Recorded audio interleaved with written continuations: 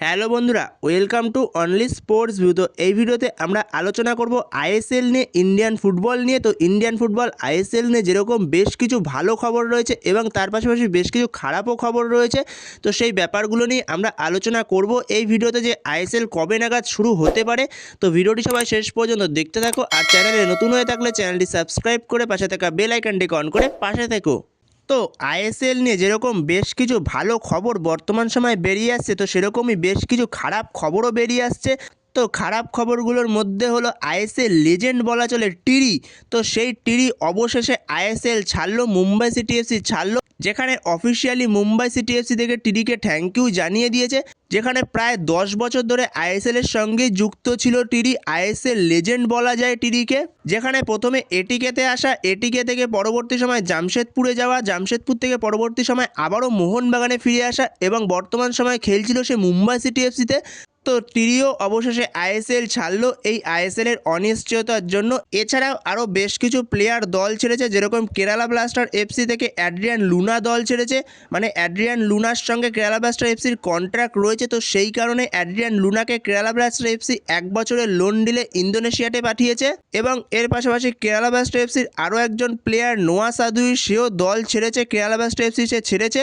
মানে ছেড়েছে বলতে তাকেও লোন ডিলে পাঠানো হয়েছে 1 বছরের জন্য ইন্দোনেশিয়ান লিগে, সেও গেছে।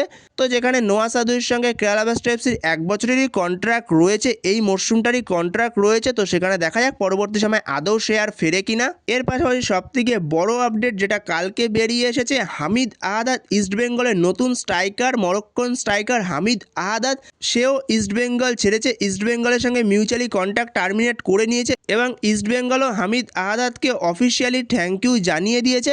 যেখানে সব কিছুই এই আইএসএলের অনিশ্চয়তার জন্য প্রত্যেকটা ভালো ভালো প্লেয়ার দল ছাড়ছে।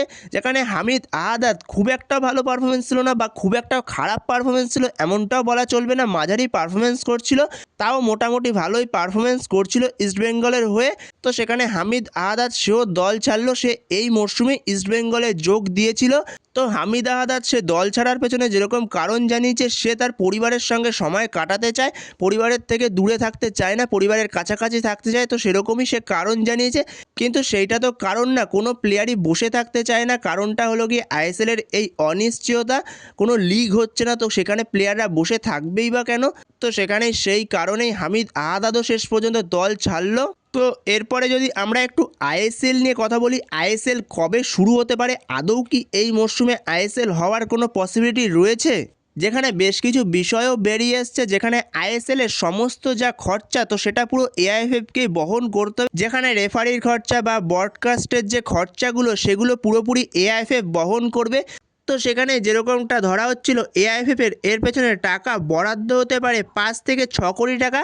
তো সেখানে যেরকমটা আপডেট পাওয়া যাচ্ছে, এআইএফএফ এই যাবতীয় খরচার পেছনে 7 কোটি টাকা বরাদ্দ করছে। যেখানে এই যাবতীয় যা খরচা রয়েছে, রেফারি বা ব্রডকাস্টের দিকে যা খরচা থাকবে, তো সেগুলোর পেছনে মোট 7 কোটি টাকার মতো খরচা করবে এআইএফএফ। এবং এর পাশাপাশি এআইএফএফ বর্তমান সময়ে লিগটা অর্গানাইজ করার জন্য রাজি হয়েছে। তো সেখানে এখন শুধু প্রত্যেকটা ক্লাবের রাজি হওয়া বাকি, প্রত্যেকটা ক্লাব রাজি হয়ে গেলে আইএসএল শুরু হতে পারে। যেরকমটা জানা যাচ্ছে, আইএসএল শুরু হতে পারে ফেব্রুয়ারির 15 তারিখ থেকে। মানে আইএসএল শুরু হতে পারে ফেব্রুয়ারির সেকেন্ড উইক থেকে, মানে 15ই ফেব্রুয়ারি থেকে শুরু হওয়ার একটা সম্ভাবনা শোনা যাচ্ছে। 15ই ফেব্রুয়ারি থেকে আইএসএলটা শুরু করতে পারে। যেখানে আরও একটা বিষয়, যেখানে প্রত্যেকটি ক্লাবকে পার্টিসিপেট করার জন্য যে 1 কোটি টাকা করে যেটা দেওয়ার কথা বলা হয়েছে, তো সেটা দেওয়ার জন্য এআইএফএফ বেশ কিছুদিন সময় দিয়েছে। তো সেখানে যেরকমটা শোনা যাচ্ছে, জুন মাস অবধি টাইম দিয়েছে প্রত্যেকটা ক্লাবকে, যে 1 কোটি টাকা যে পার্টিসিপেট করার জন্য যেই ফিসটা দেওয়ার কথা বলা হয়েছে প্রত্যেকটি ক্লাবকে, তো সেটার জন্য। এর পাশাপাশি আরও একটা খবর বেরিয়ে এসেছে, যেখানে প্রত্যেকটি ক্লাবকেই আইএসএলে অংশগ্রহণ করতে হবে। যদি কোনো ক্লাব আইএসএলে অংশগ্রহণ না করে এই মরশুমে, তাহলে তাকে রেলিগেট করে দেওয়া হবে। তো সেখানে আইএসএল নিয়ে এরকম বেশ কিছু খুশির খবর থাকলেও বেশ কিছু খারাপ খবরও বেরিয়ে আসছে। যেখানে এফসি গোয়া তাদের মেন টিমের পুরোপুরি প্র্যাকটিস বন্ধ করে দিয়েছে। যেখানে যদি আইএসএল শুরু হওয়ারই সম্ভাবনা থাকে, তাহলে এফসি গোয়া হঠাৎ করে আবার তাদের প্র্যাকটিস বন্ধ করে দিল কেন, এটাই বোঝা গেল না। এর পাশাপাশি বেঙ্গালুরু এফসি তারাও তাদের প্র্যাকটিস বন্ধ করে দিয়েছে, অনেক দিন হয়ে গেল। তো সেইখানে এই জিনিসগুলো নিয়ে একটু সন্দেহ লাগছে, যেখানে আইএসএল শুরু হওয়ার একটা সম্ভাবনা দেখা দেখা যাচ্ছে আইএসএল নিয়ে বেশ কিছু ভালো খবর বেরিয়ে আসছে। তো তার মাঝখানে ক্লাবরা আবার তাদের প্র্যাকটিস বন্ধ করে দিচ্ছে। তো এই বিষয়গুলোই একটু সারপ্রাইজ লাগছে। তো দেখা যাক পরবর্তী সময় এই বিষয় নিয়ে কী আপডেট বেরিয়ে আসে। তো যেই আপডেটই বেরিয়ে আসুক না কেন আমি তোমাদের সাথে অবশ্যই শেয়ার করে দেবো। তো তার জন্য অতি অবশ্যই চ্যানেলটিকে সবাই একটা করে সাবস্ক্রাইব করে রেখো। তো এই ভিডিওতে এই পর্যন্তই। তো এই ভিডিওতে এই আপডেটগুলো নিয়ে আলোচনা করার ছিল। তো ভিডিওটি ভালো লাগলে অবশ্যই লাইক শেয়ার সাবস্ক্রাইব করতে ভুলো না। তো নেক্সট ভিডিওতে দেখা হচ্ছে, ততক্ষণের জন্য বাই বাই।